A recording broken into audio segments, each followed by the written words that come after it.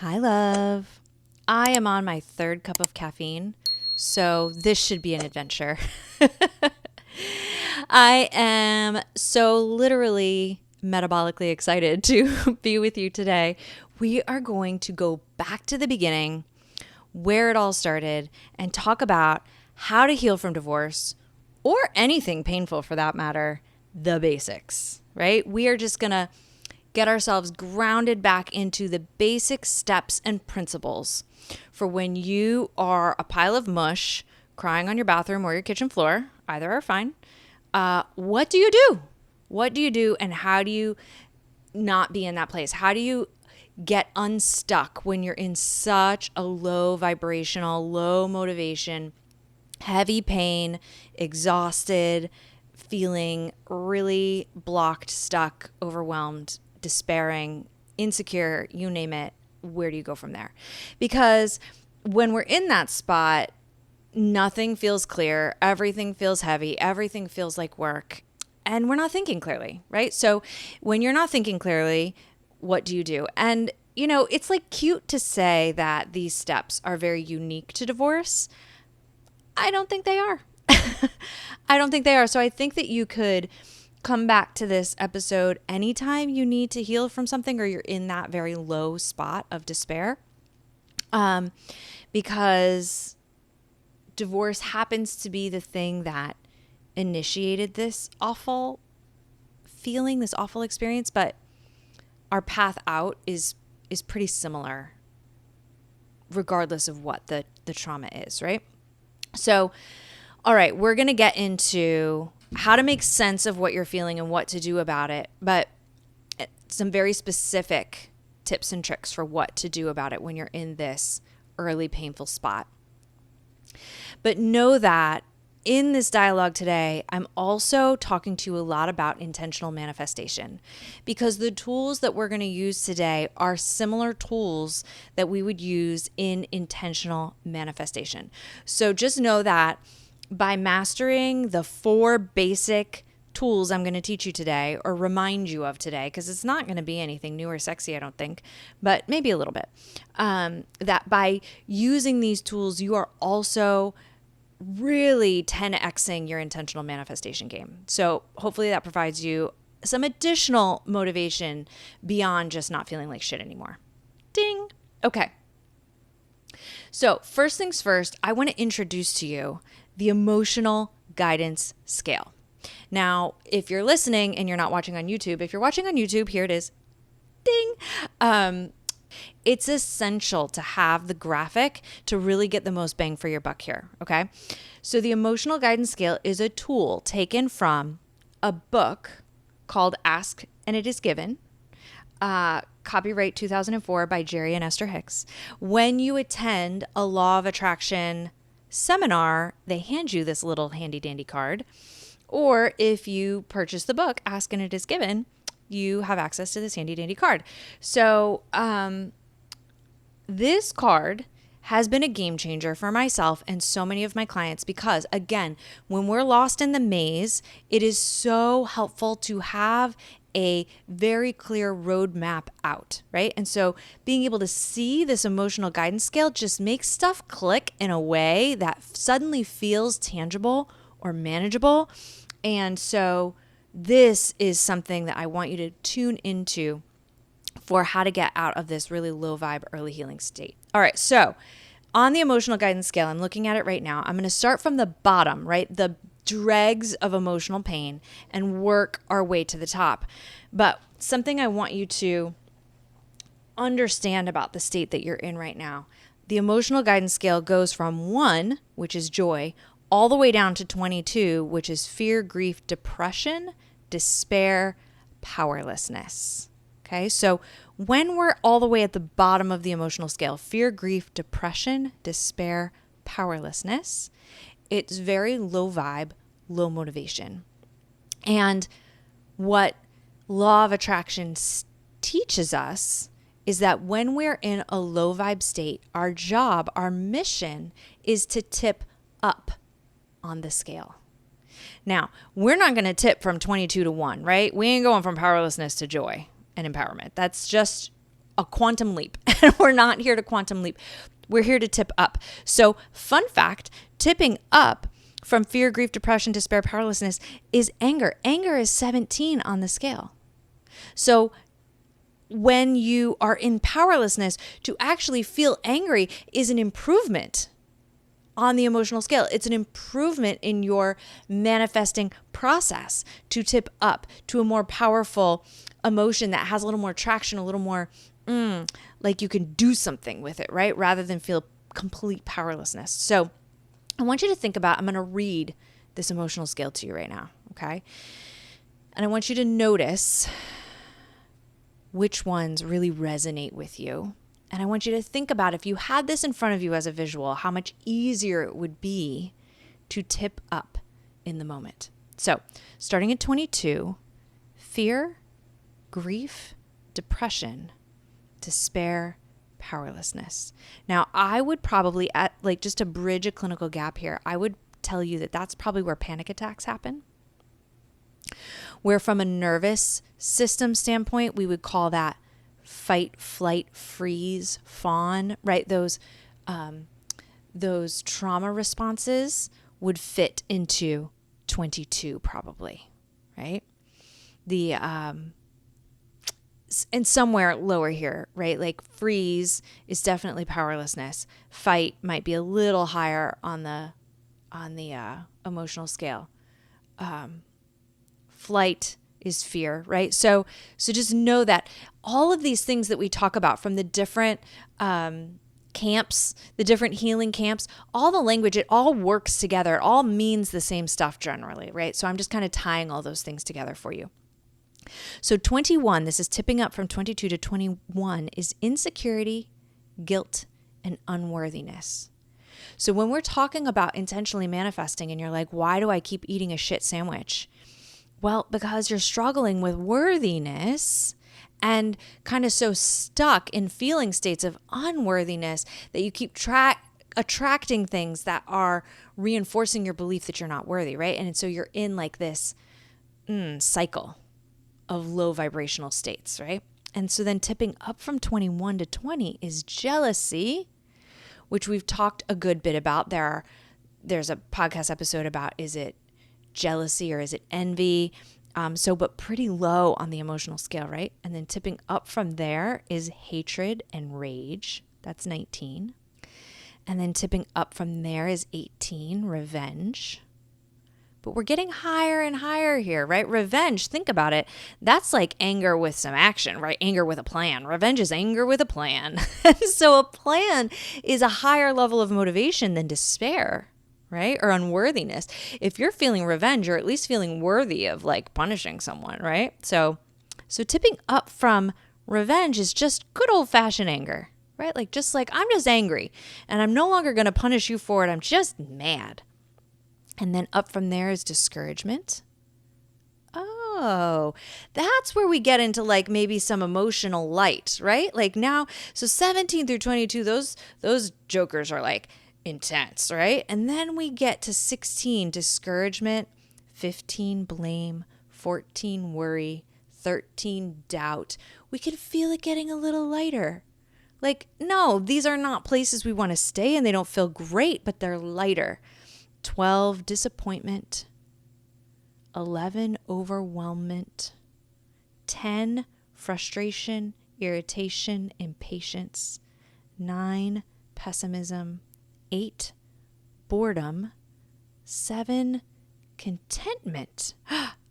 And right there between 8 and 7, love, we tipped up. So far, we got to the tipping point between positive manifestations and negative manifestations.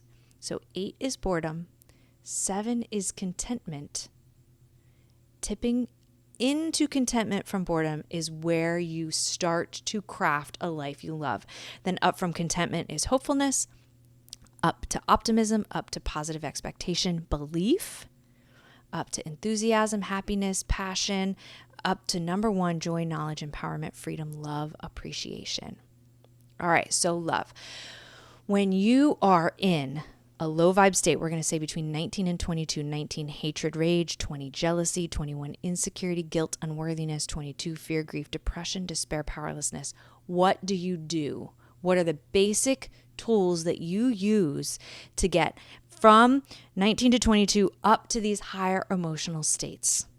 Because when we can't see where we are and we can't see where to go, we stay stuck longer, right? We just are like lost without a map. And so that's why this episode is so powerful, because we want to shorten your timeline, right? We want to shorten your timeline of suffering because you've got a powerful, beautiful, amazing life to get onto. And the longer we stay in those low vibe states, the more momentum you get, the longer it takes to get out of it. And the more the kids and all the things suffer, and the more you're attracting negative things, and the shit pile just gets bigger. So like, let's get to getting, right? All right. So what are the 4 tools I want you to use to get from this low vibe state into a higher vibe, manifesting a life you love? Well, the first one is this emotional guidance scale. So I want you to print this out. I want you to do the hard work that it takes in this low vibe state to find a printer or take a picture of it on your phone and post this around your house. Have it handy. I keep this on my desk and I use it in session every day with my clients. I keep this handy so that when I need to get into a different emotional state, I know where I am and where I'm trying to get to. Now, this tool, something needs to be said here. This tool is not meant for you to fake it. It is not meant for you to bypass your emotions or suppress your emotions. Suppressing, bypassing leads to disease down the road, whether it's mental disease, emotional disease, or physical disease, right? It leads to an interruption in the healing process. So I don't want you to use this to say like, never mind, I don't want to feel that or deal with it anyways, and I'm going to bypass it or avoid it. But sometimes we have to get intentional about facing those feelings in purposeful places. And I know you've heard me say this before, right? But sometimes we go to therapy to unpack these feelings. Sometimes we go to church to unpack these feelings. Sometimes we go to yoga to unpack these feelings, or to the gym to unpack these feelings. But we don't sit in them all day and all night, because then we can't ever get out of them in a meaningful way. We can't ever make sense of them in a meaningful way. We can't get distance for them or get them into balance, right? So I want you to use this. This does not work for you if you don't access it, if you don't engage it, if you don't use it. And too often, love, we go to therapy and our therapists do an exceptional job at validating our pain. And that does us harm. Because yes, it is important to have our pain validated so that we do not feel crazy, and that we feel that someone is attuned to us and we feel heard and seen and understood. But then we need a path out.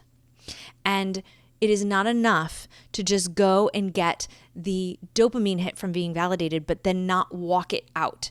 So you are accountable for printing this and using it in your daily life, and using it to get intentional about spaces to process this pain and spaces to not sit in this pain. Okay? But right now in this moment, if you got really quiet inside of yourself, if you're driving, keep one eye on the road. And if you just slowed down and you took a breath, where do you think you are on this emotional scale?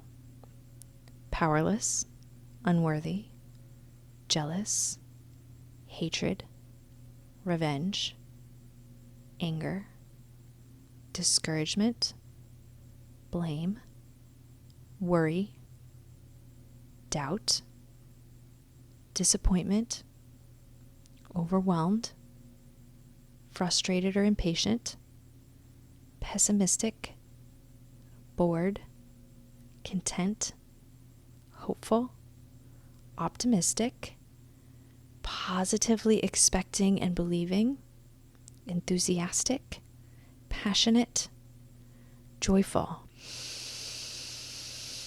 Now, your awareness and your ability to pinpoint where you are on this emotional scale, acknowledging that along that way are some of the common emotional states we hear about on the gram and on the TikTok, like anxiety, depression, panic, fight, flight, freeze, fawn, collapse.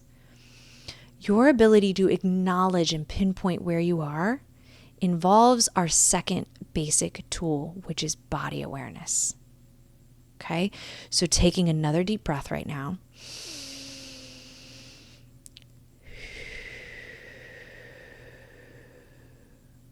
Gosh golly, just in doing that, I was able to get a little more grounded. My breath opened up a little bit. I want you to do a body scan now and notice, are you even in your body in this moment? And if I invite you to breathe, to soften through the jaw, soften through the eyebrows, relax your shoulders, what do you notice? Do you feel tension or tightness anywhere? Do you feel wound up? Do you feel nervous in the body? What do you feel? Now, a lot of times when I invite people on this journey to tune into the body, there's a lot of resistance. It would be very common for you to say, Dawn, I got nothing in the body. It would be very common for you to say, when I tune into the body, Dawn, it feels so overwhelming. I got to tune right back out. And there are those of you who are going to be able to tune into the body and you're going to just automatically be able to start working with it. Awesome. But know that wherever you are in that, if you can't sense your body, well, on the spectrum of healing, that's how far you have to go, is to first be able to feel in the body. And then if you feel in the body, but it's so overwhelming, you got to run away from it. Well, that's where you are on the spectrum, right? To be able to get to the place where you can tolerate doing that work. And if you can be in touch with the body, then that's awesome. You're that much closer to being able to just work through those feelings. Now, fun fact, I am a long-time chronic suppressor with a lot of chronic illness. You've heard me talk about that time after time on the pod. And the reason I've had chronic disease in the body is because I was so cut off from my body awareness. The way my mind body expressed that was through physical symptoms, ailments, right? Disease. So much suppression, so much bypassing, so much avoiding processing emotion turned into disease in my body. So I am the full-blown, I'm like a walking consequence billboard of what not to do, right? And I wasn't doing it consciously, loves. So this is not to call you out and be like, oh, you're doing it wrong, right? No, it's so subconscious. And this is why for me, homeopathy has been so essential, because it has made my body a safe place to process emotions now. So even if you're that person that can't feel the body, great, there are solutions for you, right? But let's start with these basics. Body awareness, right? And just broadening your window of tolerance. So first, to just take those breaths and do a body scan. What do you feel? What do you notice? Where do you feel some ease? Where do you feel discomfort? Now, the third basic tool is journaling. And so when you are feeling this body awareness, I want you to write it down sometimes. You don't have to do that every time, right? Because I'd love for you to just do a body scan when you're sitting in car line or in your work commute or run into the grocery store. Great, do this anywhere, right? But from time to time, I want you to write it down. And I want you to wrap some words around that physical experience. Why? Because it enhances your capacity to process emotionally and in the body when you write it down. Now, perhaps you've heard me talk about healing processes getting stuck. This is something I've been starting to talk about a lot. It's like a newer conversation I've been having about when symptoms become chronic, it's because healing processes got stuck. When you are obsessing over something, when you are rehearsing a conversation with a person in your mind over and over again, when you are feeling wound up a lot in your body, when you are struggling to sleep quite often, when you are having digestive issues, when you are feeling depressed quite often, when you fill in the blank, right? It's because a healing process has gotten stuck. Okay. I am here to tell you that journaling If you have not signed up for the post-divorce roadmap, the 21-day healing immersive journaling experience, this is the advertisement for that. Journaling helps stimulate that healing response to continue along its path. Okay, so when you do a body scan and you recognize where you are on the emotional guidance scale, and you write it down and you add some words to that, now you've given your mind body an outlet to progress in its healing process. Because when we are just in the mind about these things, rehearsing them, that is an incomplete process. We have to feel through things in order to be able to process them out, in order to be able to heal them. And writing it down allows the mind to feel that it can rest, and it can turn the healing process over to these other dynamic outlets. So, when you're in your journal, do I want you to write about good stuff? Do I want you to write about your gratitude list? Yes, obvi. But also I want you to write about your pain from time to time. And that's why the 21 journal prompts that I've outlined for you are so essential, because it guides you. We start in the 21 prompts in the lower half of the emotional scale. And by the end of the 21 days, we're journaling about stuff in the top half of the emotional scale. I didn't even know about the emotional guidance scale when I crafted those journal prompts, but that is essentially what I did, is I guide you on a path from a low vibe state to a higher vibe state, right? And it's day by day by day in order for a reason. And I don't even recommend necessarily doing it in 21 days. You can, but for many people, 21 days is too fast because we need more time to get through each layer, right? Anytime you have a reoccurring, chronic, persistent mental or emotional or physical symptom, love, it means we need to provide a richer healing process. And the basics are typically where it's at. So, emotional guidance scale, body awareness, journaling. What's the fourth thing? To getting out, to healing from divorce, to getting out of this 19 through 22 low vibe state into higher levels of emotional states so that you can manifest the life that you want. The fourth thing, love, is step count. Moving your body through step count. That's it, right? And so those 10,000 steps, I don't care if you track them. I don't even necessarily want you to track them because I don't want you dependent on a tracker. My favorite fitness coach right now, Maverick Online Coaching, I think is his Instagram handle. I am coming for you, Maverick. I'm going to invite you on the pod.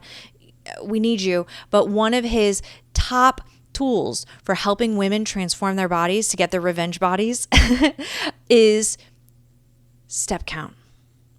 And love, when we walk, it is such a gentle healing process. It is meditative. I've been talking lately about how meditation, yes, is powerful, but for women, sitting and meditating is not the best thing because we just end up sitting and overthinking or feeling badly about ourselves for not being able to stop thought, right? So for women, movement is where it's at. And so park further out in the parking lot, yes. That's how we increase our step count, right? Forget to carry the thing from upstairs to downstairs, so you have to go back up and do it anyways, and celebrate when you forgot to bring the thing upstairs from downstairs, because then you're just increasing your step count, right? But also walk. Walk a lot, as much as you can. And when I walk, I don't bring my phone. I don't always bring my kid or my husband or a friend. Sometimes I do, but I have prioritized lately, especially walking alone without listening to anything. And if you listen to me while you're walking, I love that. But sometimes you need to not listen to me or anyone else when you walk, because, love, that is where we process those emotions we feel. It's where we hear our higher power speak to us. It's where we tap into that well of spiritual power within us, where we get in touch with our higher selves, where we download the messages we need to hear, where we leave shit behind us. So you can't always walk with somebody in your ear and get the same results. So walk a lot and heal. You will get so far by just using this emotional guidance scale, doing body scans, journaling, and walking. you will transform your life. It is oftentimes that simple. Now, are there exceptions to that rule? Of course. My new favorite chiropractor, Dr. Porzio, shout out. I'm going to have him on the pod too to talk about nervous system regulation. He has taught me that 60 years ago, chiropractic could heal things like cancer. And today, chiropractic is not enough to heal things like cancer. Why? Because we are that much more toxic of a society. We have more toxic foods. We have more toxic screens. We have more toxic radiation, right? We are surrounded by technology that is creating, we have more toxic air. We have more toxic water. Everything is more toxic. And so sometimes, love, it is going to take, it certainly did for me, more deeper tools to heal the remainder of those toxins, right? So that's where we talk about sometimes needing intermittent fasting, sometimes needing homeopathy, sometimes needing EMDR. Great, right? But let's start with these basics because they do so much. And for you, oftentimes thinking about cold plunges and EMDR and homeopathy, that all feels overwhelming. So fine. We don't all need those tools. And if you feel overwhelmed by those tools, then it's not time for that. If I were going to offer a fifth tool, it would be sleep more.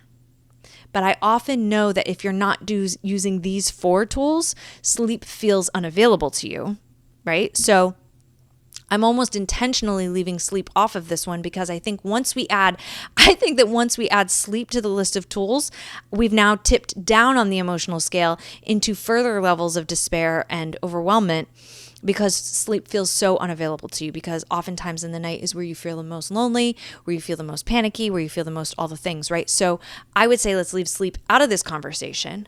Let's focus on these 4. And when you can't sleep at night, use these 4 tools. Do you know that sometimes at night you can find me wandering around my house, intentionally walking up and down my stairs? Because at night sometimes is when feelings come up for me. And so I start intentionally wandering about my house. Now, sometimes I add a little butterfly tapping to that while I'm wandering around my house because I'm intentionally processing. So butterfly tapping is when you cross your arms over your chest or your abdomen or your lap and just left, right tap a little bit, just a little gentle tapping, again, just to stimulate a stuck emotional process. That's it. We're just stimulating a stuck healing process.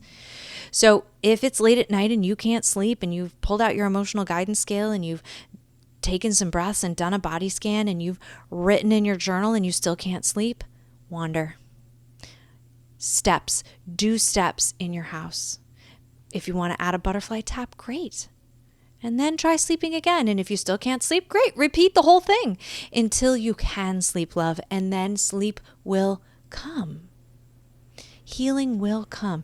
You have all the power you need inside of you. And as a member of the wellness industry who doesn't want to be part of the industry, I am here to tell you, you do not need to be dependent upon us. You have it all inside of you. Take this information, take these tools, and run with it, love. Run with it. The basics of healing from divorce right here. I love you so much. I believe in you.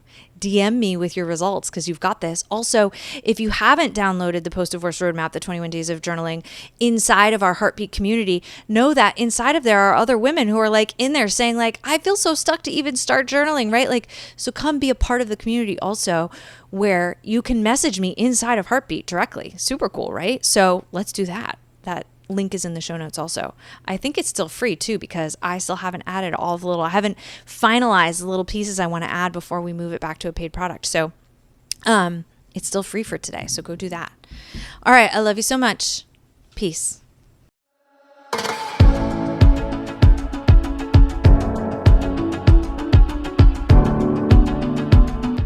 Dear Divorce Diary is a podcast by My Coach Dawn. You can find more at mycoachdawn.com.